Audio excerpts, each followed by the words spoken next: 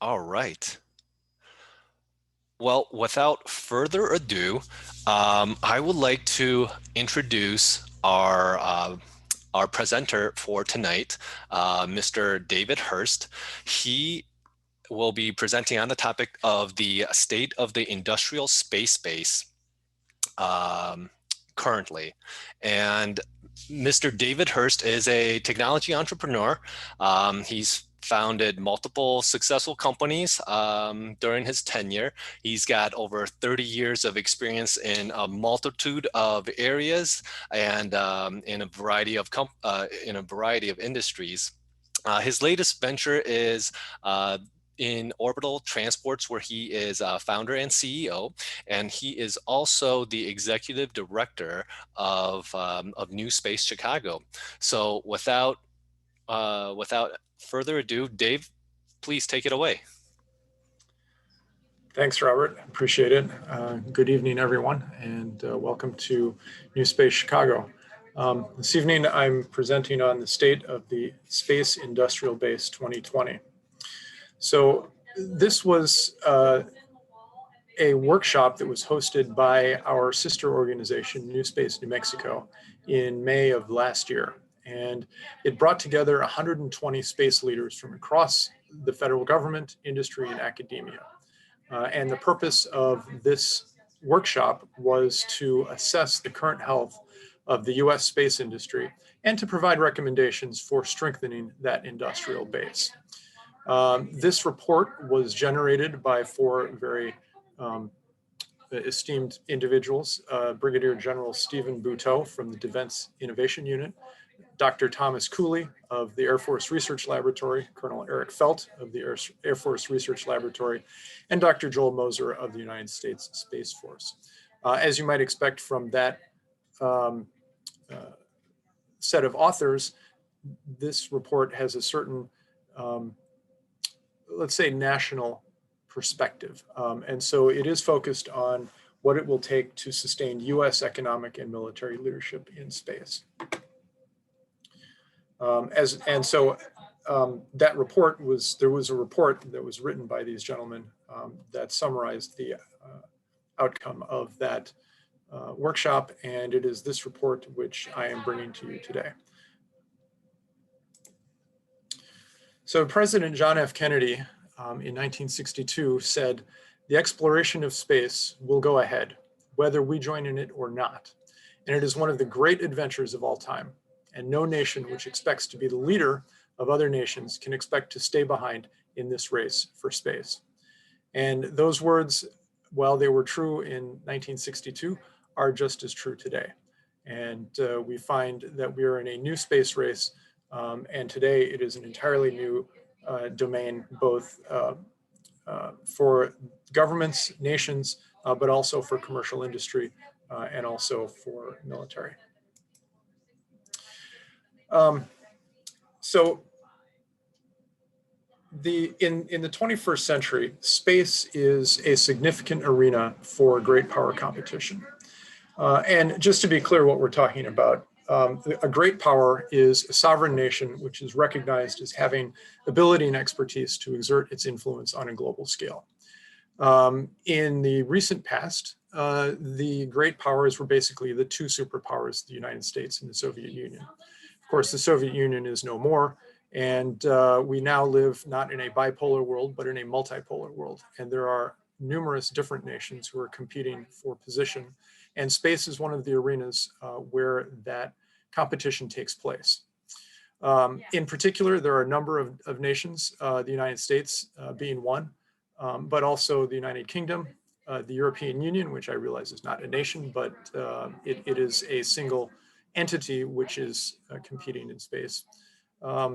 Russia, but also now China and Japan and India. And one of the things that we are seeing is a significant rivalry between market-driven economic systems, such as the United States and Europe, and centrally planned space policies, as we see in Russia and in China. If we look at the number of global orbital launches that have taken place over the last 20 years, we can really see a depiction of how this is happening. So if you look at this graph, this shows the number of orbital launches from China, Europe, India, Russia, and the United States. And starting over on the left in 2010, we see actually Russia was the leader in orbital launches. And China and the United States were more or less running even. Then in 2011, China actually overtook the United States. They had more orbital launches than the United States did. Then over the course of the past 8 or 9 years, that has changed slowly. Russia has become less of a player in orbital launch, and both China and the United States have grown significantly. And in the only last 3 or 4 years has the United States actually seriously competed with China.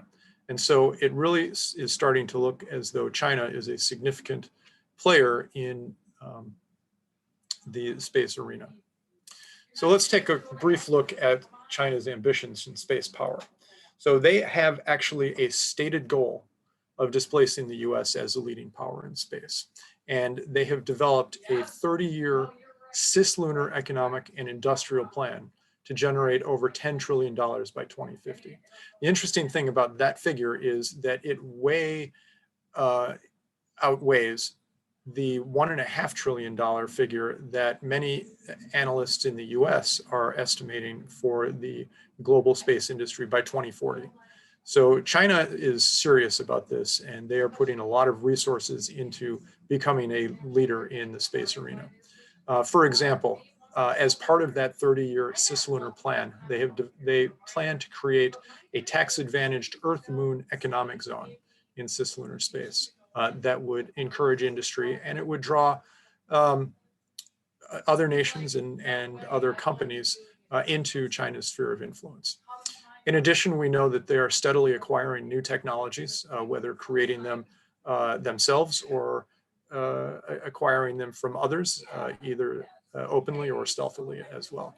And this is a significant concern, particularly in the United States. And they continue to build capabilities in space. So here's a brief list of China's accomplishments, starting in 1970 when they launched the first satellite. At that time, they were late to the space race. The United States and the Soviet Union had already been launching satellites for at least a decade, and by that time, the United States had been to the moon several times. It was not until 2003 that China sent its first astronaut into orbit. And in 2007, they notoriously conducted a kinetic anti-satellite test, which significantly increased the problem of orbital debris and created a debris field of over 3,400 fragments. They were not appreciated for doing that, but nonetheless, the Chinese continued to press ahead. And as I mentioned, in 2011, the number of Chinese orbital launches overtook that of the US for the first time, and they kept going. Not many people know that there have been 2 Chinese space stations, and in 2016, they launched the Tiangong-2, which was the second space station, which they successfully deorbited in 2019, and they have plans for a third space station in the next year or so, actually. In 2018, they conducted more space operations than any other country, and in 2019, they were the first nation to send an uncrewed rover to the lunar far side. You may all remember the amazing photos that we got back from the U-2 rover as it was shuttling around in a crater on the far side. Then this year, they launched an uncrewed mission. They launched an uncrewed mission to Mars. It hasn't gotten there yet, but it was launched. And they also launched and landed a probe on the moon. They collected samples and then returned those samples back to the Earth. And so those were returned actually just recently in the last couple of months. And then, as I mentioned, in 2022, they're planning to launch a permanently manned space station. So China is definitely an up-and-coming power, but they are a strong power in space and continue to make progress. So when we talk about great power competition in space, there are basically 6 areas that we're going to examine. These are in the areas of space policy and finance tools. What are the policies that the US should be exploring? And how can we develop financial tools that will facilitate development of US space industry? The second one is space information services. What are the communications capabilities and other information technologies that are being deployed in space and providing capabilities in space? The third area is space transportation and logistics. Obviously, this includes rocket launch, but it also includes some other capabilities, which we'll get into. The next area is human presence. And this is not only astronauts in low Earth orbit. We've had the International Space Station orbiting the Earth for more than 20 years now. So there has been a human presence in low Earth orbit continuously for that period of time. But there are other activities that are planned as well. The fifth area is power for space systems. And this one took me a little while to wrap my head around, because as I build a spacecraft, the power systems is just one component. But it turns out the generation and distribution of power in space is a significant capability and will provide an advantage to countries that are able to deploy significant power systems. And we'll see what that means as we go on here. And then the final area is space manufacturing and resource extraction. And this is an entirely new area. Nobody has done it yet, but there are numerous attempts to build capabilities in that area. So let's turn to space policy and finance tools. This covers, historically, space policy has been focused on civil, meaning government-sponsored space exploration, whether that was Apollo or even the ISS, or deep space missions to Mars and the outer solar system. And of course, also policy has been focused on the protection of national security assets, whether that's communications or Earth observations by satellites and so forth. The second thing that's happening is that over the last 10 years, there has been rapid innovation and growth in the US and in the global commercial space markets. Historical space policy has not really been equipped to deal with this. And so this has become a challenge. And in response to that, NASA has developed new partnerships with US entrepreneurs and industry. And this has been an enormous sea change in the way that NASA does things, but also one that has been very positive. Because now we are seeing deployment of large numbers of commercial space programs, SpaceX being the most notable example, but there certainly are others. We're also seeing a reinvigorated human space program from NASA. Not just the ISS, but President Trump famously dedicated NASA to returning humans to the moon by 2024. And so that completely reinvigorated the NASA human space program. Whether we'll meet that goal or not, it still remains to be seen, but it has put tremendous energy behind US crewed space programs. Another thing that happened in the last couple of years was the creation of the United States Space Force. And while a lot of people giggle about Space Force, it actually is a very important development because it says that the US is taking space seriously from a national security perspective. And the Space Force provides a home for numerous different organizations and agencies that had responsibility for different aspects of space, whether you're talking about the Air Force, which is primarily focused on air power, not space power, but space was under the aegis of the Air Force. Unless you're talking about remote observation, and then the National Reconnaissance Organization had jurisdiction. And there are numerous other agencies as well. So the creation of the Space Force actually brings all of those things together and provides a unified place where the US can focus national security activities in space. Another area of important change that's been happening is in streamlining commercial space regulations. And as the number of commercial launches and commercial satellites has grown rapidly, the existing regulatory frameworks have become just really overburdened and not able to keep up with the demand. If you wanted to put a satellite in space, you need to get an FCC license, which could take a long time. And licensing fees were astronomical if you were a commercial organization. Those things are changing. The amount of time it takes to get licensed has come down, And the FCC has developed new fee schedules that support small companies who are interested in putting satellites into space. And there are similar changes happening in other regulatory frameworks as well. For example, if you want to develop an Earth observation satellite, you want to take photos of the Earth, you need to get licensed from the National Oceanic and Atmospheric Administration, because NOAA licenses any imaging system that goes to space. Why it's NOAA is a little unclear, and they've been completely swamped by requests for imaging licenses.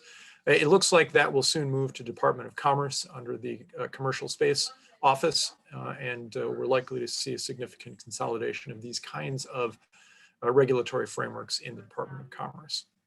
And then finally, the National Space Council was revived in the last couple of years, and as a center for developing space policy, it will provide high-level guidance for national policy, but also it will provide a coordinated response to new developments in the space arena. So what are some of the challenges? And as I was just saying, the changes to the regulatory and licensing frameworks are an example of those kinds of challenges, but this is part of a larger need to develop an enduring national security and economic policy that promotes and incentivizes growth and innovations for the space industrial base.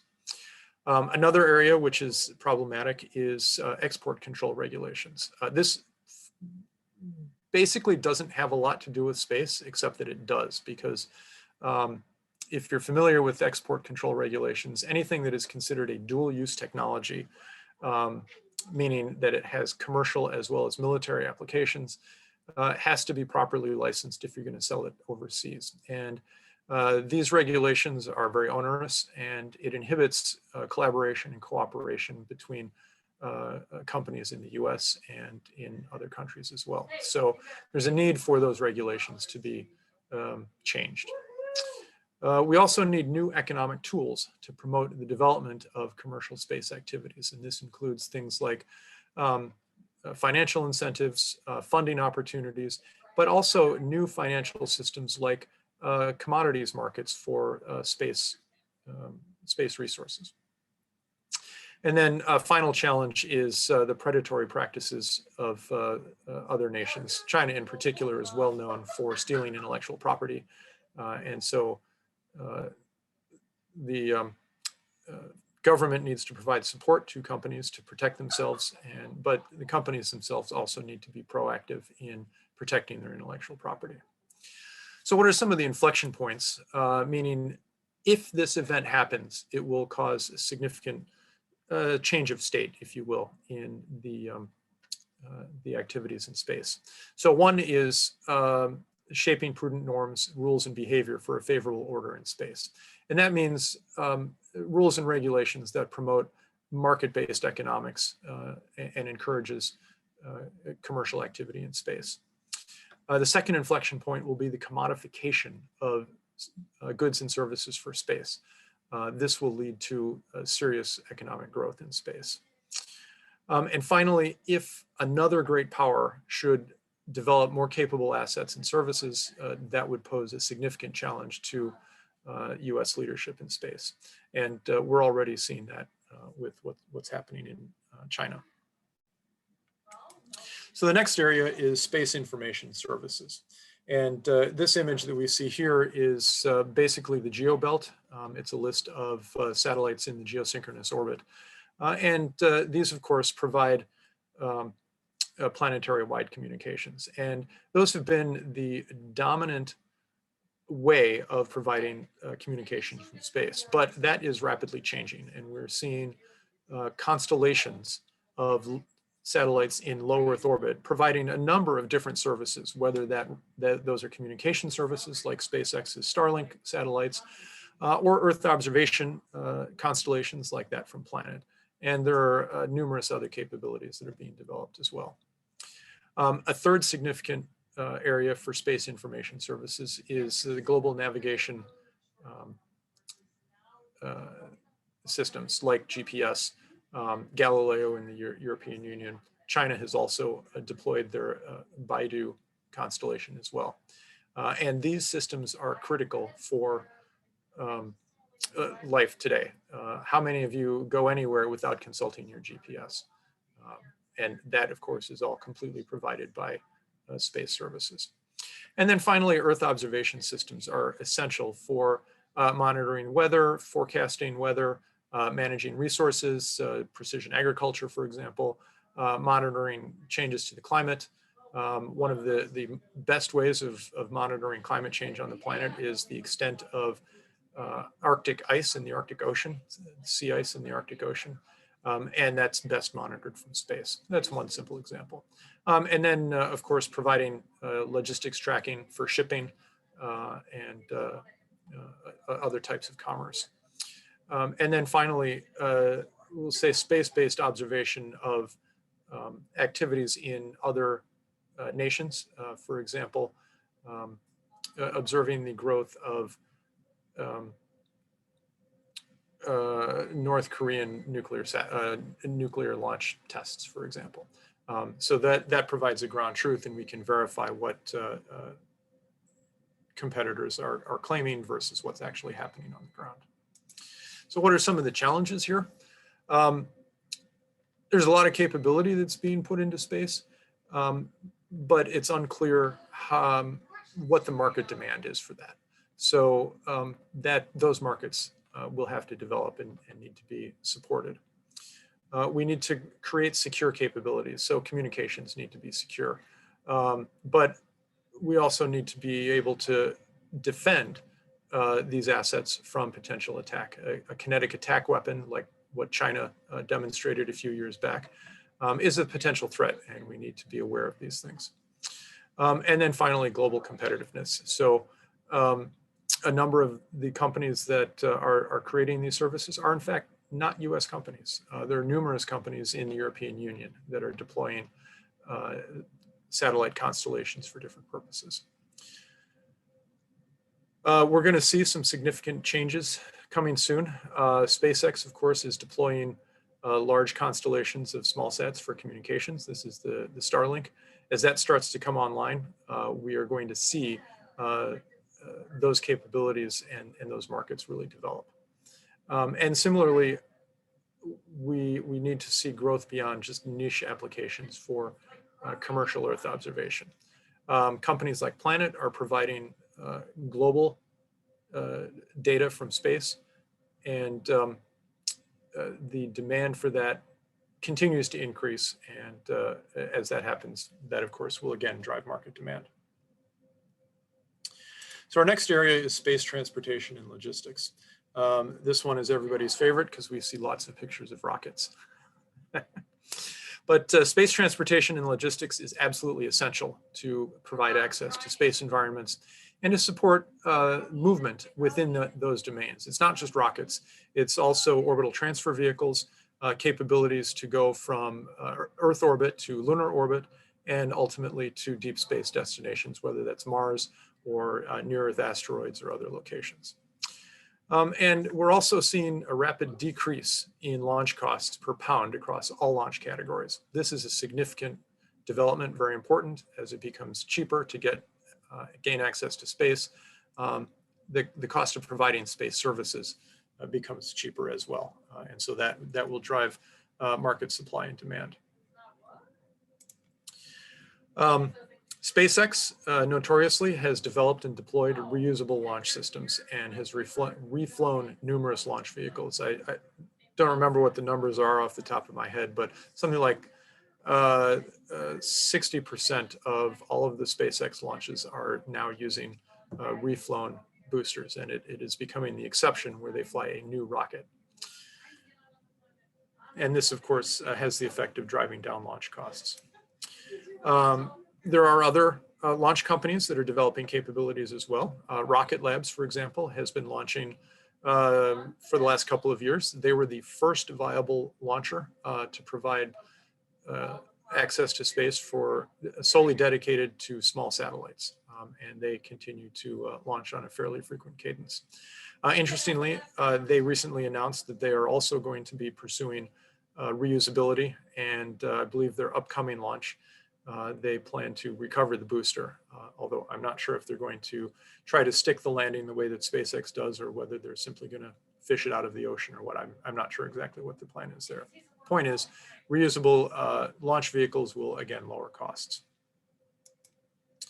Also, over the weekend, you may have heard Virgin Orbit successfully fired their first rocket to orbit, and they deployed over 9 small satellites. So Virgin Orbit has been developing this capability to launch a rocket from under the wing of a 747.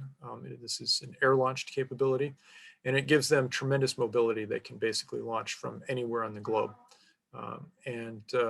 Again, they also are focusing on launching small satellites.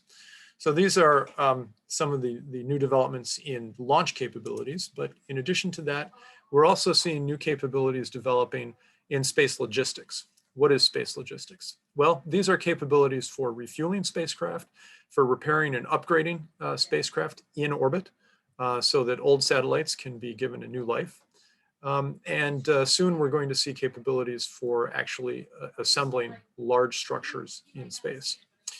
Last year, Northrop Grumman demonstrated the Mission Extension Vehicle 1, the MEV-1. This was a spacecraft which rendezvoused with a satellite in geosynchronous orbit that had basically run out of propellant. In the old days, when your spacecraft ran out of propellant, it was done, even if the rest of the spacecraft was fully functioning. And so they had to basically discard those assets. When you're talking about hundreds or even billions of dollars invested into a spacecraft, it is really a shame to throw it away when it's still perfectly functioning. So the Mission Extension Vehicle provides basically additional maneuverability and movement capabilities. So it rendezvous with the client spacecraft, attaches itself to that spacecraft, and then essentially acts as an add-on rocket engine and additional fuel. And it's expected that MEV-1 will extend the life of its client satellite by up to 5 years, which is an enormous return on investment, actually. And we're also seeing that government, NASA and DARPA are pursuing new propulsion systems. In particular, nuclear thermal propulsion is being investigated again. This is a great development. NASA was developing nuclear thermal propulsion in the late 60s and early 70s, and then the massive anti-nuclear backlash kind of put an end to that. But recently they have restarted these programs, and that will give us entirely new capabilities to go to new destinations in space. So that is really an exciting development. Let me just go back here. So the photo that you're seeing here is actually an illustration of NASA's OSAM-1 mission, which is on-orbit servicing, on-orbit satellite servicing and manufacturing mission. And its objective is to rendezvous with the Landsat-7 satellite. So you see Landsat-7 at the top and the OSAM-1 spacecraft at the bottom. And it will demonstrate a capability to refuel the Landsat. And so they plan to transfer, I believe it's hydrazine, into that spacecraft and then release it and let it go on its way. And then it will demonstrate some additional capabilities for manufacturing in space. So that is actually a very exciting development. And then this image here is taken from the MEV-1 as it was approaching its client spacecraft. And so you can see the client there in the foreground and the Earth in the background. So what are some of the challenges in space transportation and logistics? Launch capability is a critical piece of national infrastructure. And so a significant challenge is that other nations subsidize their launch markets. We've actually seen this with NASA as well. In order to put something on the station, if you go through NASA and the ISS National Lab, it is the NASA basically eats the launch cost. And that makes it very difficult for commercial competitors or commercial launchers to compete or to put anything to another destination like a commercial space station or something like that. And we see this certainly more so in other nations. ESA, the European Space Agency, subsidizes launches there as well. And so again, it makes it difficult for commercial organizations to compete effectively. What we need to see is a virtuous cycle where decreased launch cost will stimulate demand, and greater demand will stimulate economies of scale for launch.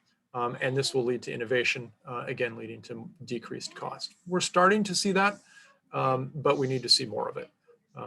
Currently, SpaceX, I believe, will charge you about $1,000 per kilogram to orbit. We need to see that come down by 1 or even 2 orders of magnitude.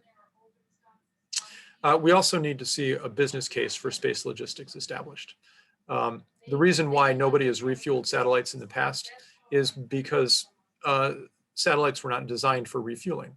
So there's a huge investment to be made in capabilities for refueling spacecraft. And it has not been clear that there is actually that business case closes. I think that's changing, and as launch costs come down, it will definitely change.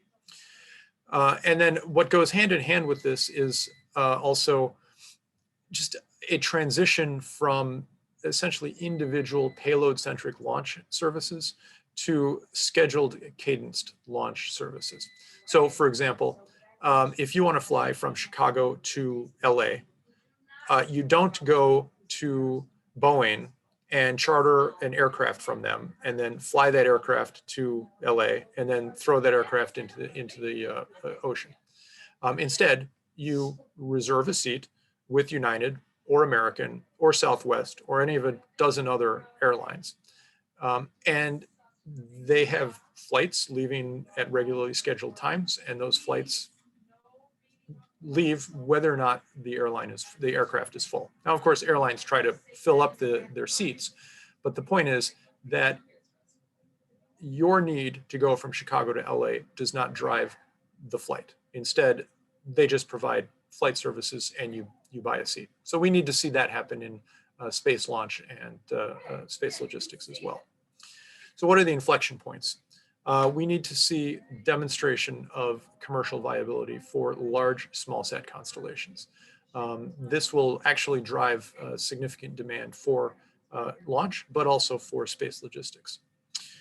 Similarly, we need to see a commoditization of space services and materials, and this will lead to a development of robust commodities markets for space commodities. Once you have a market, the cool thing about markets is that markets set a price. And so that means if I want to buy a space commodity, I know what the price is. If I want to sell a space commodity, I know what the price is. And that just drives economic activity. And then we'll need to see successful servicing of space assets to demonstrate cost effectiveness. And that goes hand in hand with establishing the business case for space logistics that I mentioned earlier. And the final inflection point will be a return of humans to the moon that will demonstrate a new set of capabilities for space transportation. Speaking of traveling to the moon, the next area is the human presence in space. And this is also undergoing a significant change. Again, historically, human spaceflight was driven by government investment for exploration. And this is now changing. We are seeing commercial and private investment for human expansion into the solar system. Whether we're talking about Jeff Bezos, who wants to move all industry off planet, or whether we're talking about Elon Musk, who wants to build a colony of 1 million people on Mars by 2021. These are not government-driven initiatives. These are private organizations that are doing this, and they intend to do it in a commercially successful way. Some things that happened recently, we see this transition to commercial markets or commercial services with SpaceX providing the Crew Dragon. They just recently launched in November to the space station. And this is a sea change, again, in the way that NASA does things. It used to be that NASA would contract with a Boeing or a Lockheed to, or even for the last 10 years, it's been they would contract with the Russians to put astronauts on a Soyuz spacecraft. Before that, obviously, NASA ran the Space Transportation System, the Space Shuttle. But now, NASA is basically buying space transportation services from commercial providers. SpaceX builds the rockets, they operate the rockets, and they are responsible for them from beginning to end.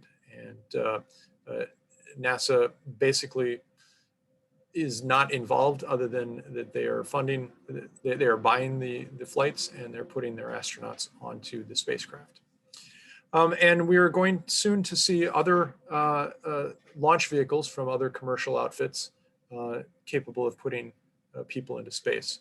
The Boeing Starliner is the second spacecraft that is contracted under the Commercial Crew NASA program. Sierra Nevada Dream Chaser was originally designed for human occupation to also take crew to the space station as part of Commercial Crew. NASA declined to select them. They instead selected SpaceX and Boeing. And they then selected the Dream Chaser for the commercial cargo contract number 2. So we should see Dream Chaser flying relatively soon. But I know Sierra Nevada continues to be interested in using that vehicle to put people into space as well. Blue Origin is developing the New Glenn rocket, which will be much larger than their current New Shepard suborbital launch vehicle. It will be an orbital launch vehicle, also capable of putting people into space. SpaceX is making rapid progress in developing their next generation rocket, the Starship. This will have tremendous capability of putting large numbers of people and large amount of cargo into space.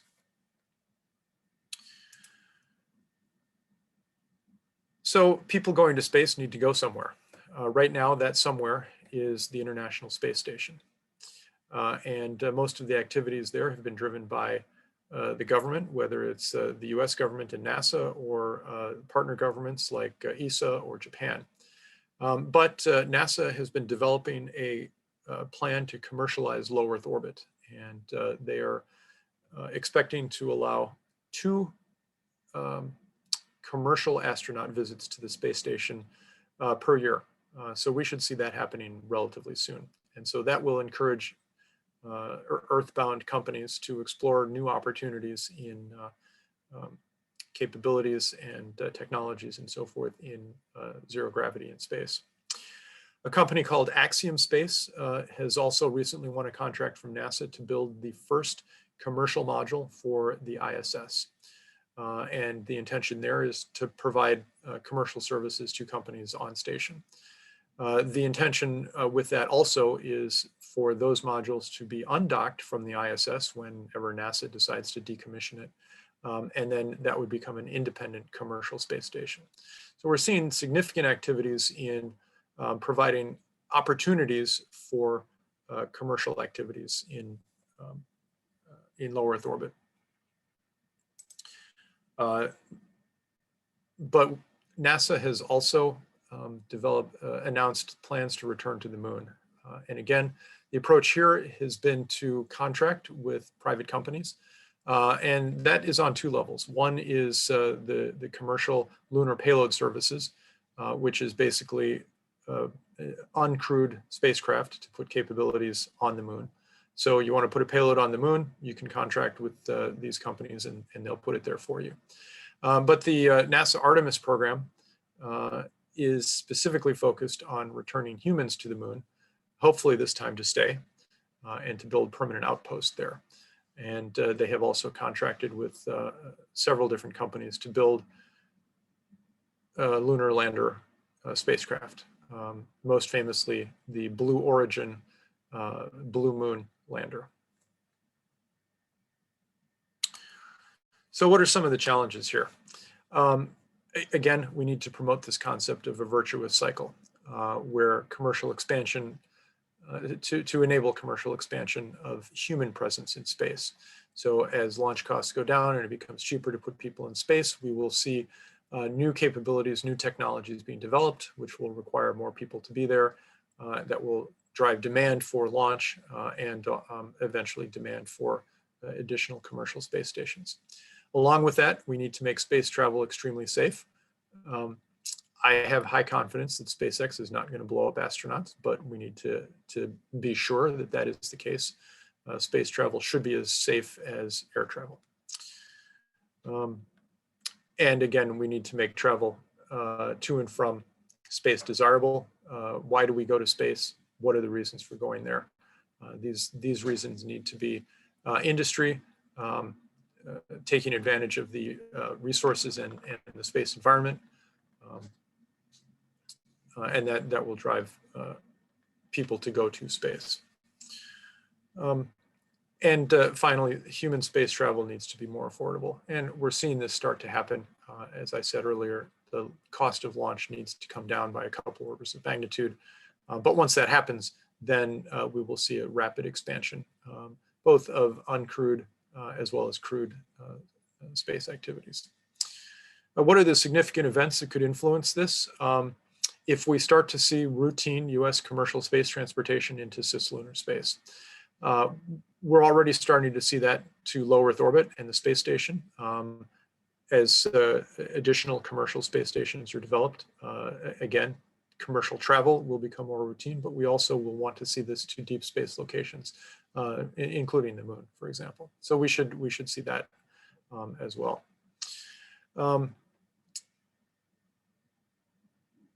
And finally, we need to demonstrate the benefits of and the need for a human presence in space for manufacturing or resource extraction. And as that happens, we will really start to see people living and working in space a lot more. So power for space systems is our next area. And as I mentioned at the beginning, this one took me a little while to wrap my head around. But really, power is foundational for major US space goals, including industrialization of low Earth orbit, in-space manufacturing, building facilities on the moon, extracting resources from lunar regolith or from asteroids, and fast transit times between the Earth and the moon or Mars or other deep space destinations. So what do we mean by power? This could be propulsion systems, but it can also be energy. Basically, it's energy from the sun. And so there are multiple approaches here for what this means, whether you're talking about large solar power satellites collecting solar energy and beaming it to the ground, or potentially beaming it to other space assets. But it also means advanced propulsion systems, which will make it easier to go to new destinations in space. Unfortunately, these technologies are still under development, and it has really become a limiting factor for a number of missions. Currently, the US does not have any coordinated national policy for space power, and research and development is really just lagging. It boggled my mind when I realized that it was 50 years ago when Gerard K. O'Neill first proposed the concept of space-based solar power satellites.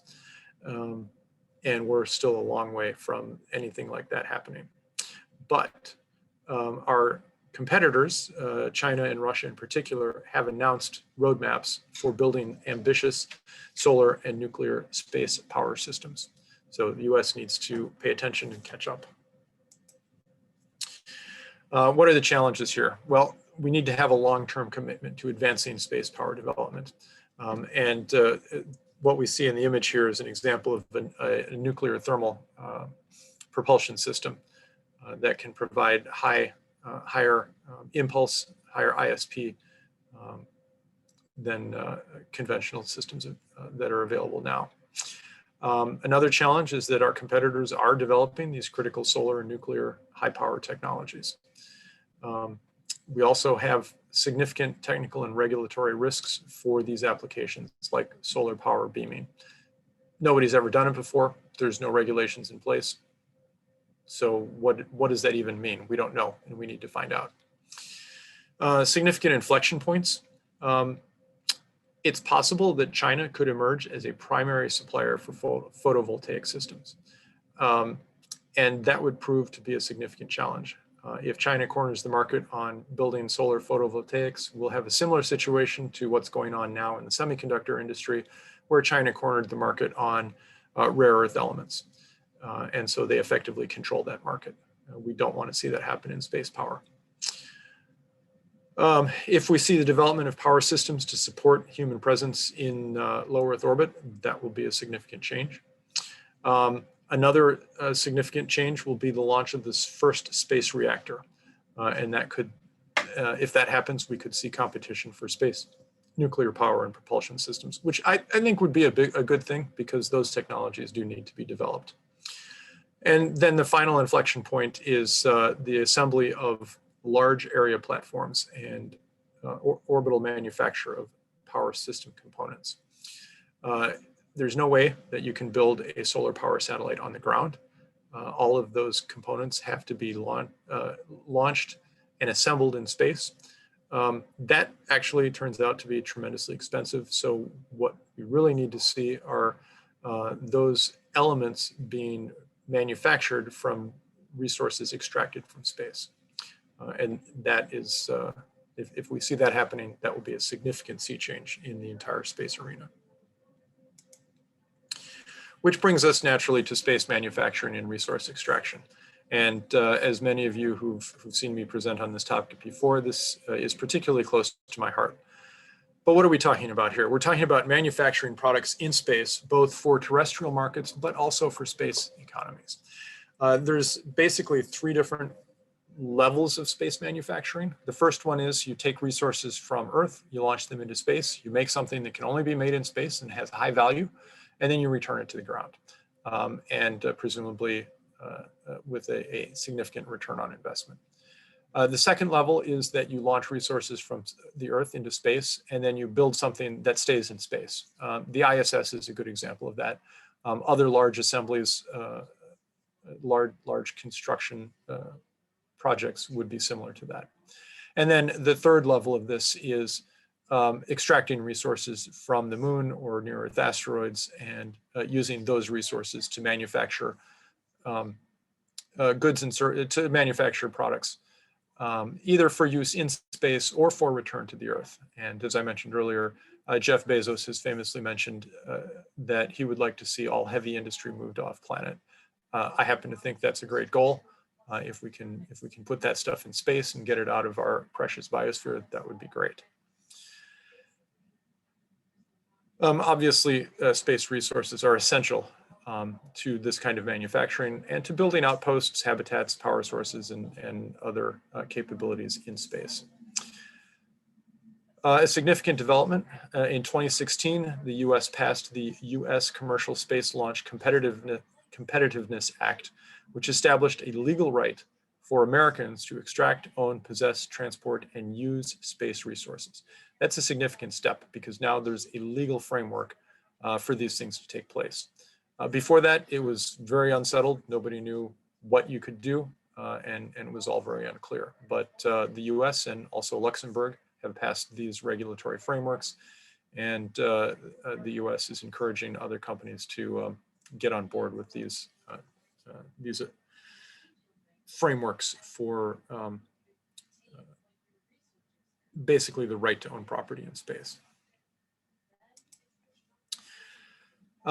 We are seeing significant technological development in space manufacturing and resource extraction. A company called Transastra is developing a demonstration of asteroid resource extraction. And the image you see here is an artist's conception of their Honeybee spacecraft, which basically collects solar power and directs the sunlight into the asteroid, which is captured inside the yellow compartment there, for what they call optical mining.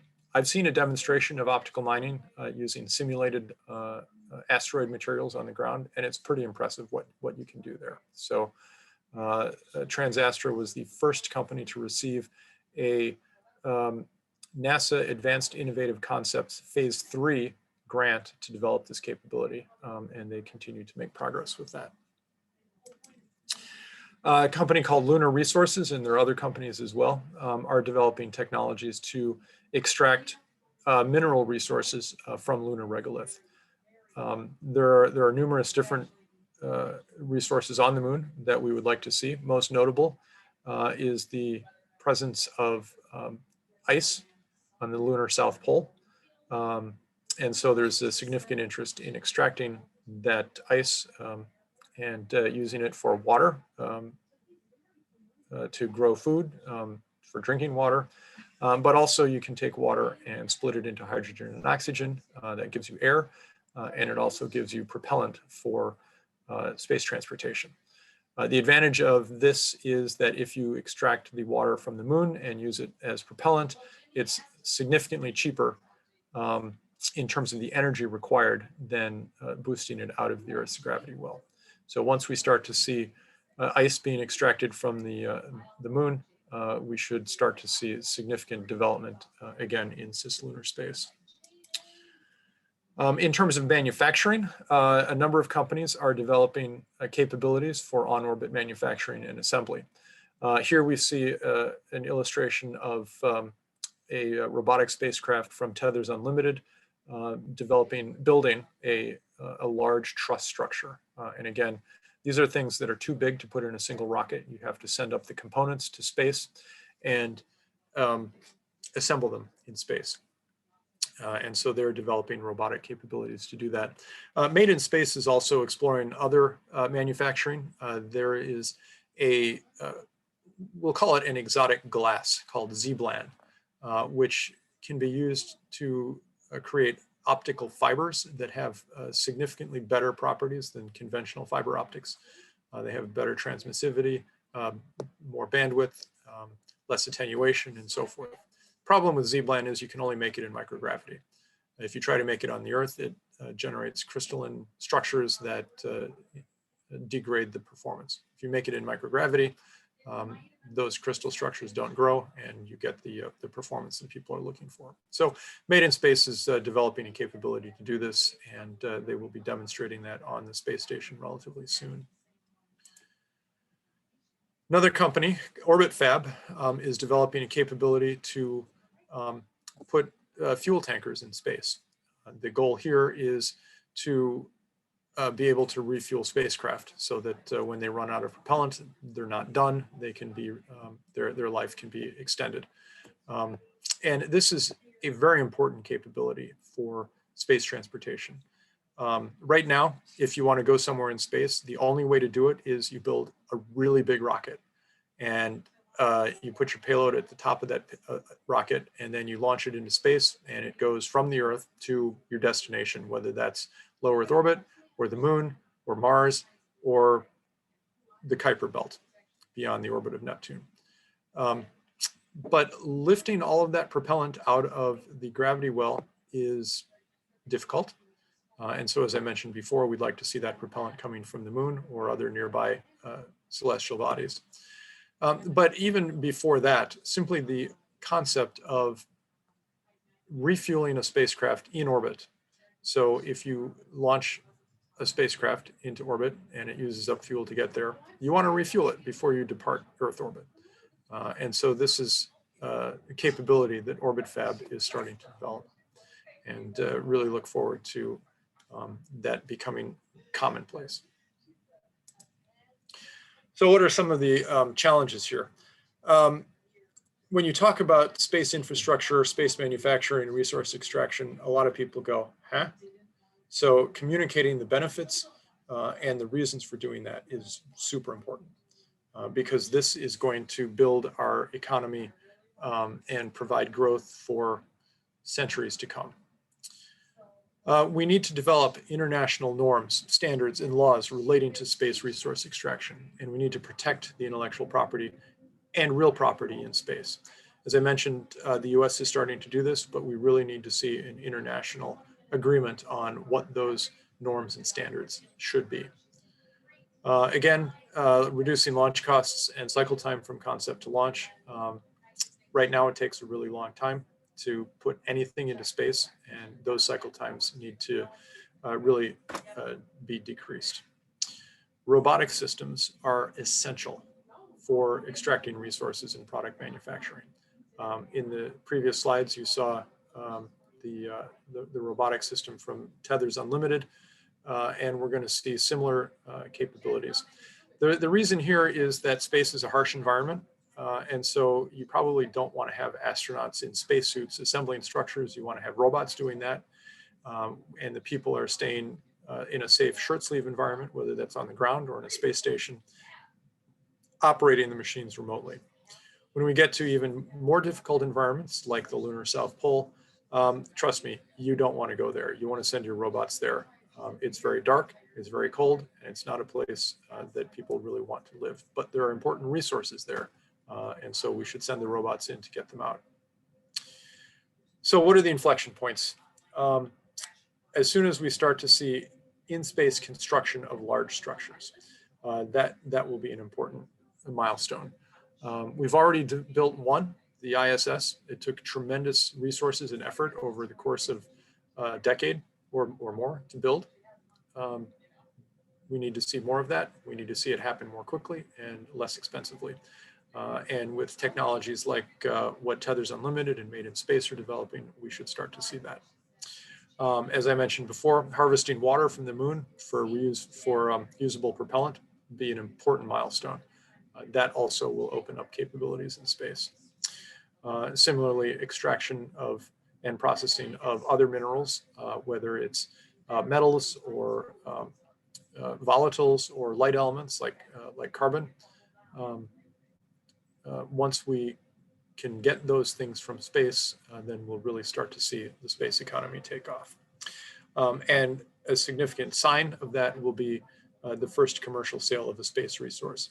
Notably, NASA actually has announced that they will buy basically lunar material from a commercial lander. So I mentioned the Commercial Lunar Payload Services program earlier, where NASA is contracting with commercial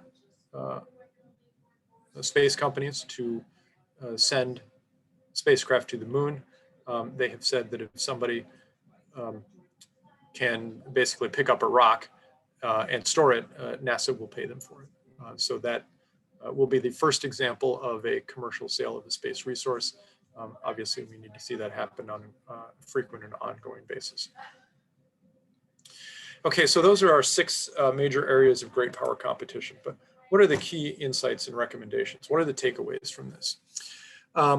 Space will continue to grow as an area of great power competition. Whether we, the US, does or not, space is happening. And if the United States does not keep up, we will be eclipsed as a leader in space. So we need to articulate a national vision and a strategy for long-term space industrialization and to advance a cislunar economy. I mentioned cislunar multiple times. When we talk about cislunar, we're talking about the space basically around the Earth and the moon. So that's everything between the Earth and the moon. That is a stepping stone to deep space economies as well, whether we're talking near Earth asteroids, Mars, or other places. But we really need to see that industrialization happen in cislunar space first. We need to promote public-private partnerships to encourage commercially viable space capabilities and enabling technologies. We've seen that with commercial crew. We've seen that with commercial cargo. We will see that with the Commercial Lunar Payload program. We need to see more programs like that. There needs to be a transition of space assets to a modularized serviceable architecture, which can be supported by reusable in-space transportation. So right now, you build a satellite, you send it into space. If it breaks, it's done, that's it. Instead, we need to send platforms into space that can be upgraded, they can be maintained, they can be repaired, and are modular, and a modular architecture that supports that. We need to see a commercially self-sustaining human presence in space. We're getting there, but we need to really make sure that that happens. And going hand in hand with that, we need to stimulate a market demand for space power and space resource extraction. To support space resource extraction and these other commercial activities, we need to see a space commodities exchange built and deployed. This will create a market for space commodities. And again, once you have actual functioning financial markets for commodities that come from space, we will start to see the space economy really take off. And finally, the DoD space architecture needs to be integrated with competitive commercial cislunar logistics market. So as we start to see these reusable spacecraft being launched, these serviceable satellite architectures and so forth, the US defense agencies need to buy into that, support it, and take advantage of it. So that concludes my presentation of the state of the US space industrial base. And I'd be happy to entertain questions at this time if you have any questions. All right, Dave. Thank you very much. We do have a couple of questions. If any other participant have any questions while we're running through these, feel free to go ahead and ask it. But we'll just run through these in the order that we got them. So Dave, you had displayed a global orbital launches graph previously. Does that also include private launches? Yes, that's all launches from those different nations. So sorry I wasn't clear about that, but yeah, that's all US launches. So that would include ULA, it would include SpaceX, it would include other launchers as well. And the same for other countries as well. All right, excellent. And then is China's space program entirely state funded and organized, or are there public-private partnerships like in the US? So it's a little bit of both. Obviously, China has a different economic system than we do. So the companies are basically state sponsored there. China, of course, has some market-based economy, but it's also significantly supported by the government. So basically, you can assume that any Chinese space company has funding from the Chinese government, whether or not they're operating as a commercial entity. And then, do you know if incoming President Biden has outlined his space plans? No, I do not, and I would seriously like to know that. We have not really heard anything from the incoming Biden administration about their plans for space. It's a little bit concerning at this point. I realize President-elect Biden has other priorities on his mind at this point. However, it's also worth noting that as vice president under the Obama administration, he's familiar with the shift to commercial space that happened under the Obama administration. And so I can imagine that he will continue those policies. Gotcha. And then I wanted to toss this question over to Charles Mudd. Charles, do you have any insights into this question?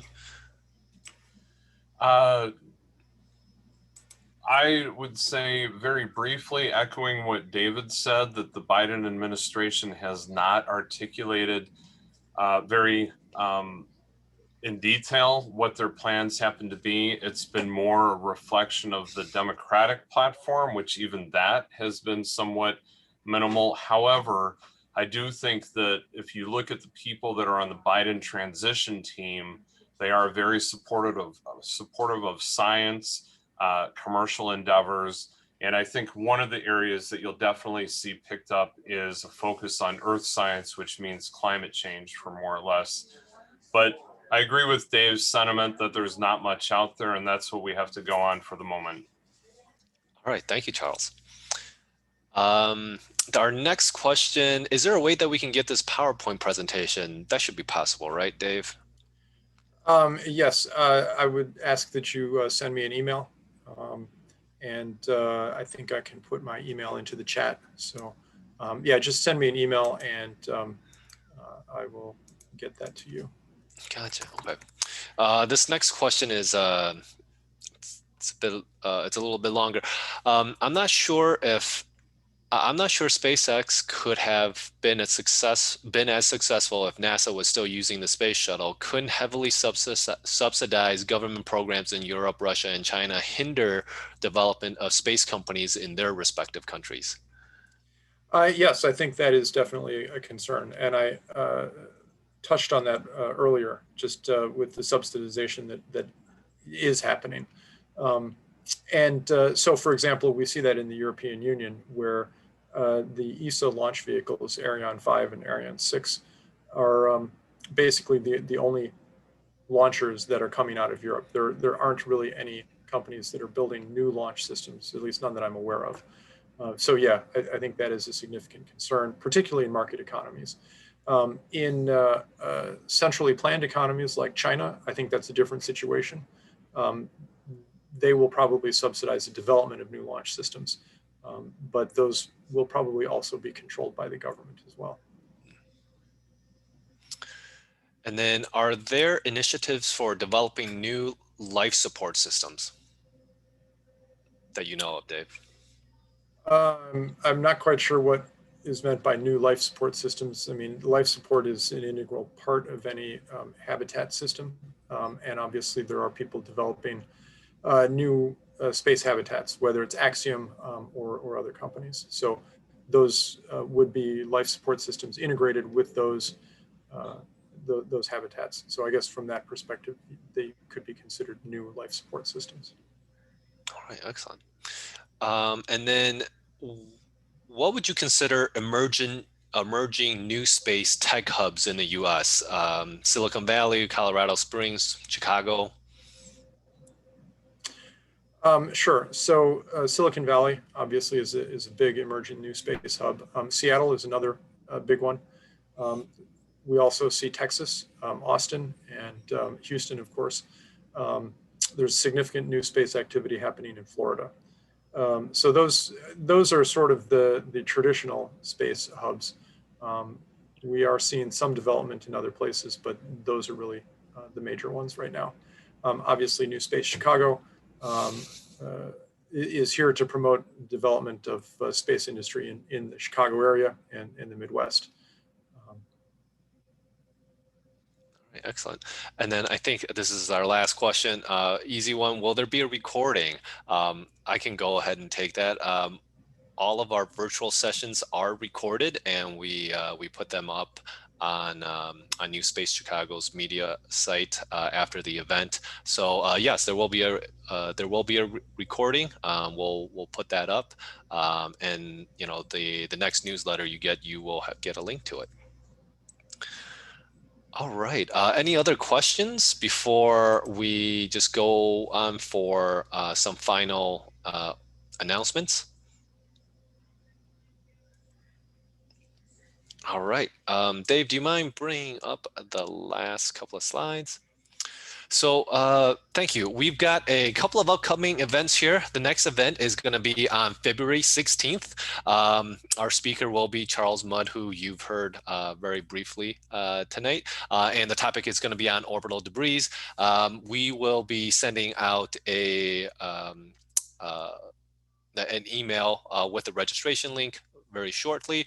The following event after that is going to take place on March 16th. The topic and speaker is to be determined at this point, but we have set a date. And then our final upcoming event, we're actually fairly excited about this.